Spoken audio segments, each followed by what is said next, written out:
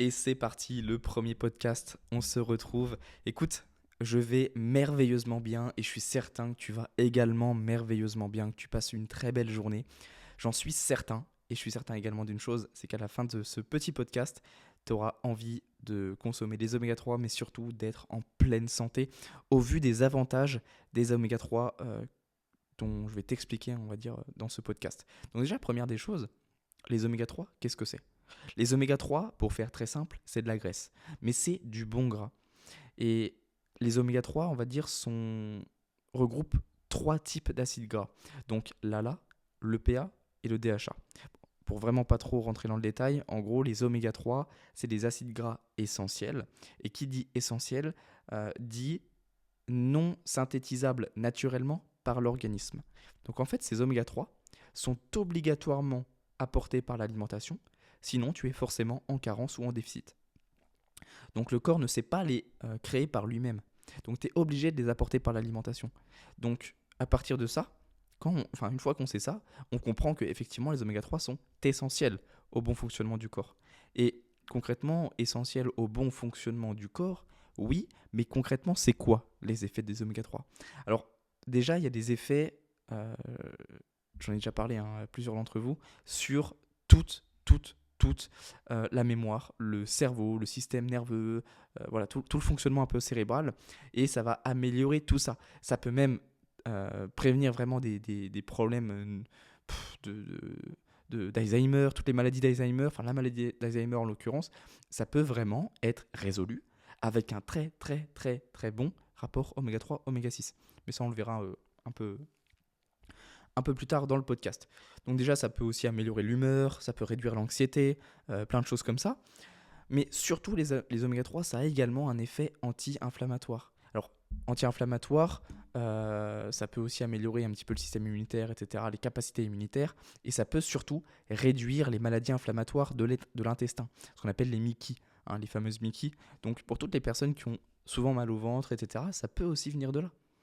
Donc voilà, c'est vraiment non négligeable, les effets des oméga 3. Ça peut aussi réduire même des problèmes d'arthrite, etc. etc.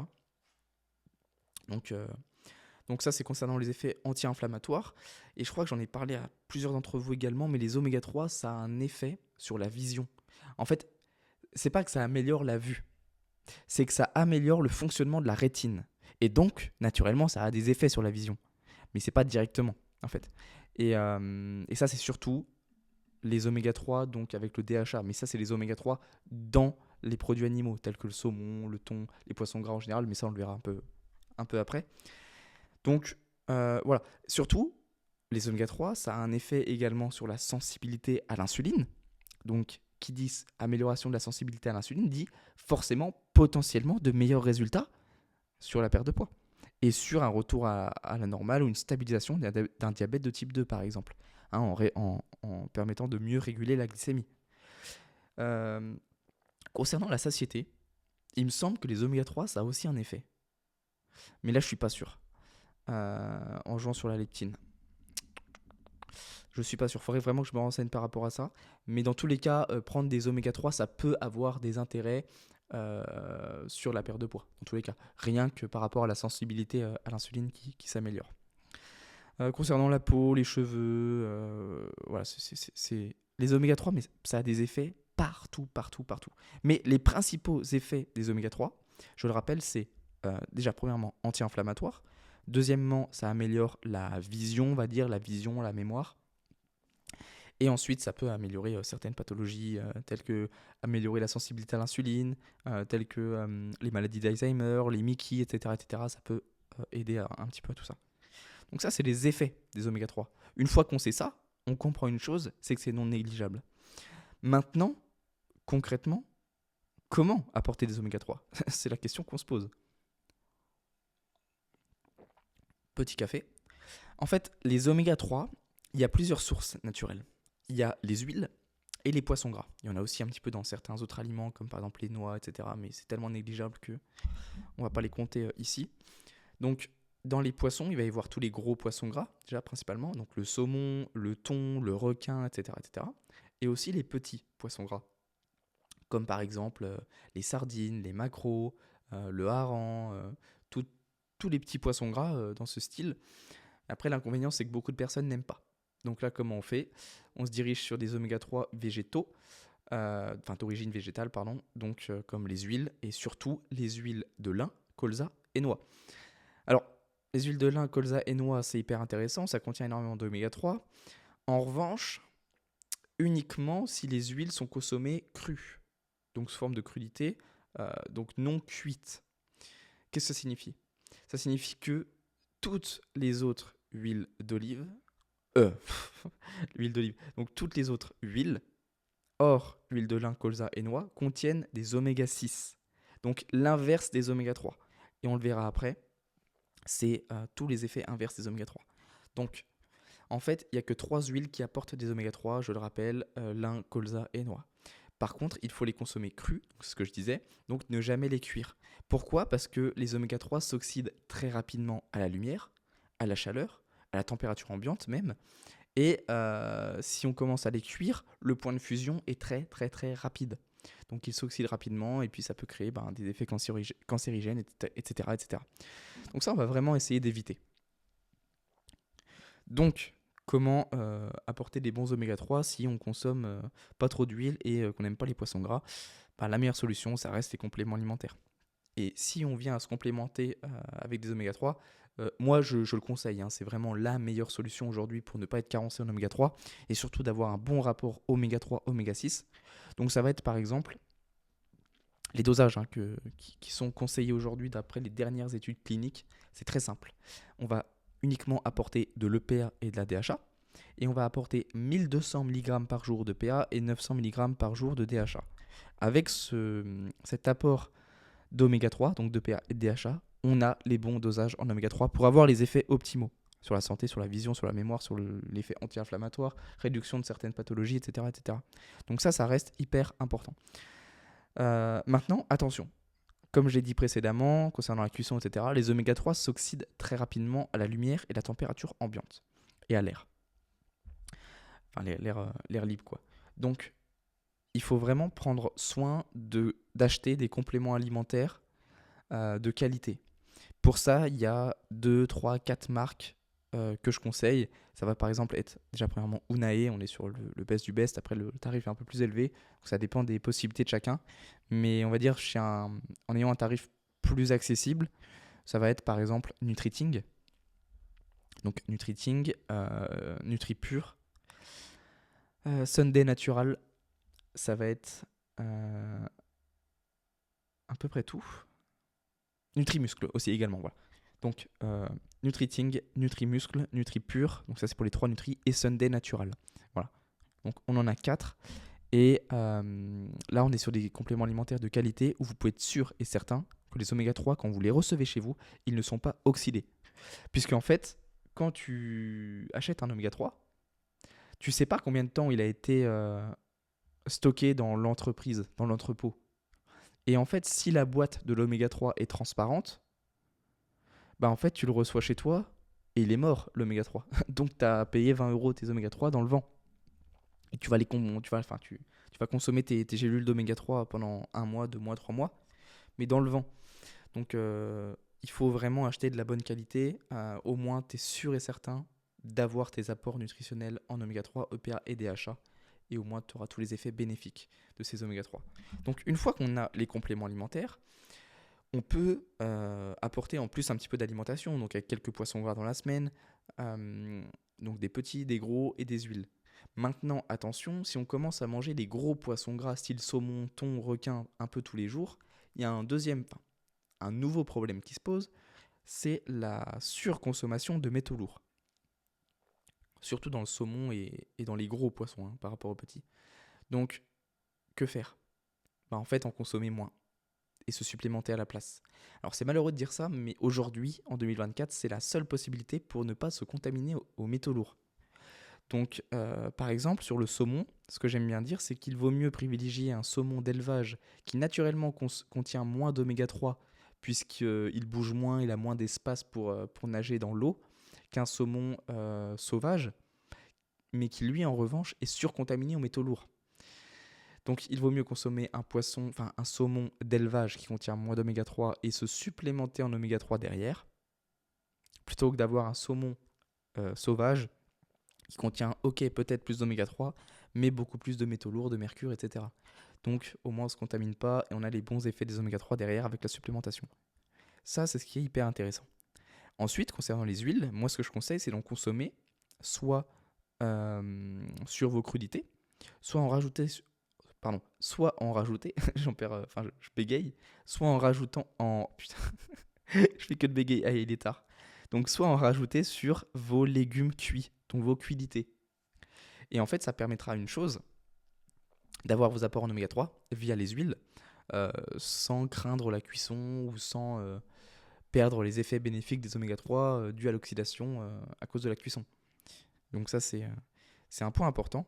Maintenant, je voulais aborder avec toi les oméga 6. Donc, tu le sais, ou si tu ne le sais pas, tu vas l'apprendre, il y a les oméga 3, mais également les oméga 6. Les oméga 6, c'est l'inverse des oméga 3. Ça a tous les effets inverses. Donc, c'est pro-inflammatoire, ça perturbe un petit peu le fonctionnement de ton système immunitaire. Alors, attention, c'est vrai que je ne l'ai pas précisé. Tout ce que je dis concernant les oméga 6, c'est vrai uniquement si c'est en excès. Or, aujourd'hui, dans la société occidentale, on va dire, c'est quasiment sûr et certain à 2000% d'être en excès, puisque tout est trop riche en oméga 6. Et sachant que toutes les huiles que tu consommes, mis à part, encore une fois, lin, colza et noix, sont riches en oméga 6. Que ce soit les viandes, les féculents, les produits animaliers, tout. Tout est beaucoup trop riche en oméga 6 aujourd'hui. Donc, ce que je vais te conseiller, c'est vraiment d'essayer de limiter au maximum les oméga 6 pour maximiser, on va dire, tes apports en oméga 3 et avoir le meilleur rapport possible. Oméga 3, oméga 6. Justement, on y vient. Alors, quel est le meilleur rapport oméga 3, oméga 6 ? Alors, déjà, avant de vous donner le meilleur rapport oméga 3, oméga 6, le rapport en France, c'est de 1 oméga 3 pour environ 8 à 10 oméga 6.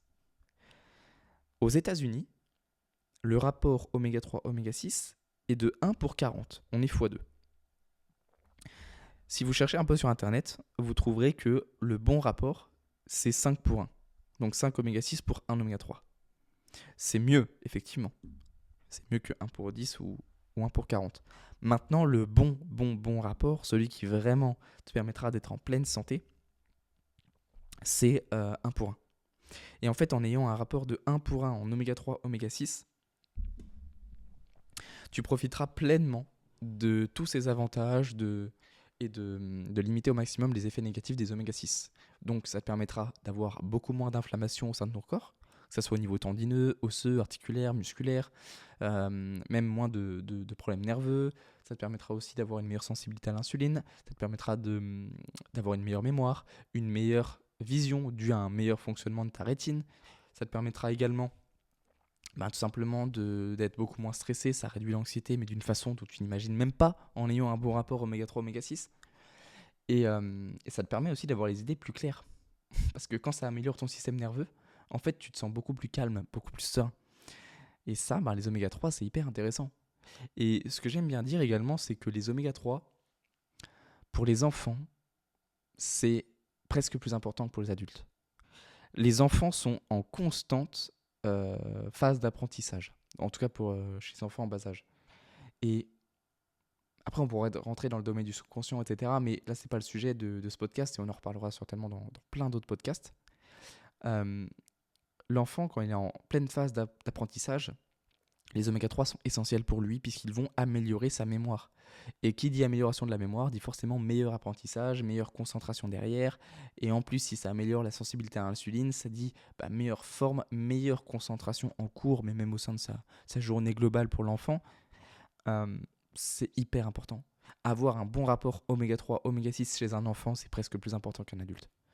Donc, il n'y a aucun enfant, enfin je n'accompagne aucun enfant, mais si j'en avais, si j'avais des enfants ou si vous avez des enfants, etc., vraiment c'est hyper important. Et ce que je vous conseille, c'est de faire attention à l'alimentation de vos enfants par ces oméga 3, oméga 6, en incluant déjà premièrement quelques poissons gras de temps en temps, des petits poissons gras en plus, rajouter quelques huiles riches en oméga 3 sur légumes une fois cuits, par exemple l'huile de lin, colza ou noix. Et aussi de limiter tout ce qui est oméga 6, hein. Donc tout ce qui va être excès de féculents, tout ce qui va être produit animalier en excès, ou tout du moins de très mauvaise qualité, tout ce qui va être produit laitier en excès également, toutes les autres huiles que j'ai même pas citées, donc mis à part lin, colza, noix, faut faut essayer de limiter parce qu'elles sont beaucoup trop riches en oméga 6. Donc voilà, tout ce qui est huile de tournesol, tout ce qui est huile de... En fait, toutes les autres huiles. Donc on va faire une petite aparté sur les huiles. Il n'y a que 5 huiles à consommer. Tout le reste, c'est poubelle. Donc, concernant les assaisonnements, c'est lin, colza et noix. Donc, ultra riche en oméga 3, très intéressant. Et concernant la cuisson, modérée, voilà, pas ultra fort, on va dire. On peut mettre de l'huile d'olive sans aucun souci. Euh, et concernant toutes les cuissons un peu plus haute température, on va dire, on peut mettre de l'huile de coco. Et en mettant de l'huile de coco, ça vous permettra d'avoir en plus un peu de triglycérides à chaîne moyenne, ce qui est intéressant parce que c'est hypocholestérolémiant.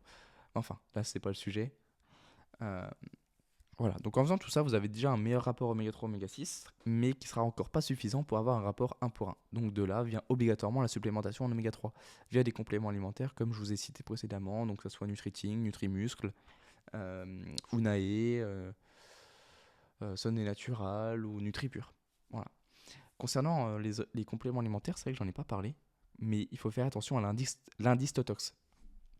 Quand tout à l'heure je vous disais qu'il fallait faire attention aux oméga 3 qu'on achète en complément alimentaire parce qu'on ne sait pas combien de temps ils sont restés dans l'entrepôt de l'entreprise, etc. Et que ça se trouve qu'ils arrivent chez nous et ils sont déjà oxydés. En fait, pour réellement savoir ça et s'assurer qu'on choisit un bon complément alimentaire d'oméga 3, il y a un indice qu'on appelle l'indice Totox. Et cet indice, justement, c'est l'indice d'oxydation des oméga 3. Donc plus l'indice Totox sera faible et plus les oméga 3 seront de bonne qualité. Donc les marques que je vous ai citées l'ont toutes. Donc il n'y a aucun doute, dirigez-vous vraiment vers ces marques, c'est vraiment ce que je vous conseille. Et vous serez sûr d'avoir des bons oméga 3 de qualité. Et concernant toutes les autres marques, que ce soit les marques bas de gamme comme par exemple, je sais même plus c'est quoi les noms, c'est Bulk, MyProtein, voilà, tout ce genre de tout ce genre de marques, c'est poubelle, hein, vraiment, ça nous apportera rien du tout. Les oméga 3 sont vides. En plus, les boîtes des compléments alimentaires sont transparentes, sont stockées à l'air température ambiante, etc. Donc vous les recevez chez vous, ils sont totalement vidés des oméga 3. Donc voilà. Je pense avoir fait le tour. C'est un podcast court. Court, on est à combien de temps? Ah ouais, 18 minutes quand même. Ok, bon, c'était pas vraiment un podcast court. Néanmoins, j'ai pris énormément de plaisir à le faire. C'était le premier. Je suis content, je suis ravi. J'espère pas. Je suis certain qu'il vous a appris des choses. Je suis certain que vous avez maintenant envie de consommer des oméga 3 et d'être en meilleure santé grâce justement à un meilleur rapport oméga 3, oméga 6. N'hésitez pas à me poser vos questions, que ce soit en message privé, donc sur WhatsApp ou même dans le groupe, dans la communauté, peu importe. Ou sur YouTube, si vous voyez ce podcast sur YouTube.